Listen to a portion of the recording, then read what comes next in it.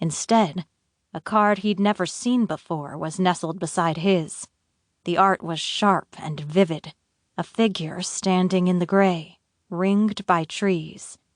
Its right hand was shrouded in shadow. Its left hand had been stripped down to the skeleton. The Founder's lullaby rang through Justin's mind. Branches and stones, daggers and... Bones, May said flatly, pressing the edge of her polished fingernail against the wood. Her hand was trembling. It shouldn't... I must have... But she trailed off. Even a panicked May would never admit that her mastery of the Deck of Omens was lacking. We both know you don't make mistakes. Justin couldn't tear his eyes from the card. So tell me what it means. Fine. May snatched her fingers away. You'll find a way to help the town, but the process is muddled. Here you've got the knotted root, a series of choices with no good outcomes. Pair that with the shield, and it looks like you'll be trying to mediate, as usual.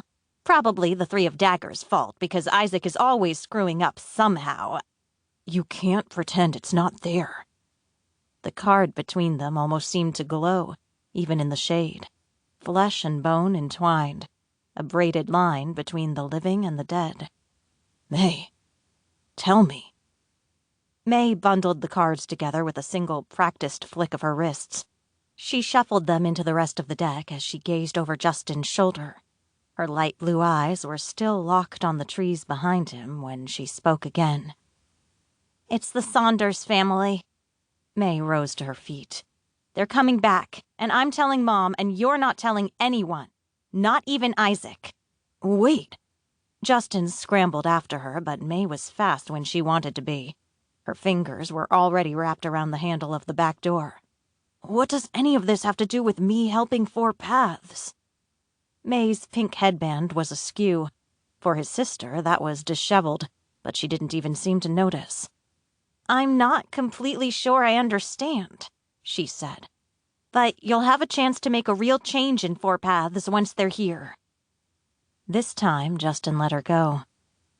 He stayed in the courtyard for a long while, staring at the hawthorn tree that rose behind him, its gnarled branches stretching across the gabled roofs of his family home like grasping fingers. For the first time in his life, there would be a real member of every founding family in Four Paths. He would be a part of that. He would have a chance to change things, to help. Justin believed this. He had to.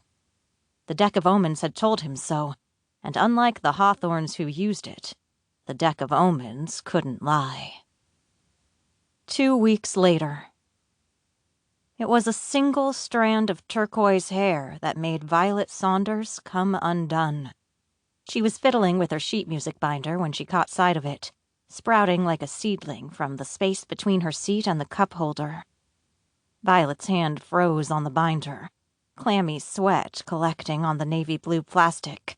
She couldn't concentrate on the highway rolling past the Porsche's windows, or her fingerings for Schumann's Abegg Variations, Opus 1. Her enthusiasm for the piano piece was gone. One by one, her fingers unpeeled themselves from the binder's edge. Her left hand was creeping toward the hair like a pale, veiny tarantula when her mother silenced her Bluetooth headset. You okay? She asked Violet. You look queasy. Violet jerked back her hand. She cranked down the Schumann blasting through her earbuds, trying to hide her surprise. It was the first time her mother had spoken to her in over an hour. I'm just a little carsick. Juniper Saunders considered this, tilting her head. The headset on her ear blinked, casting blue light onto her cartilage-piercing scars. They were the last lingering reminder of a version of Violet's mother that was long extinct. Let me know if you need to vomit, she said. I'll pull over.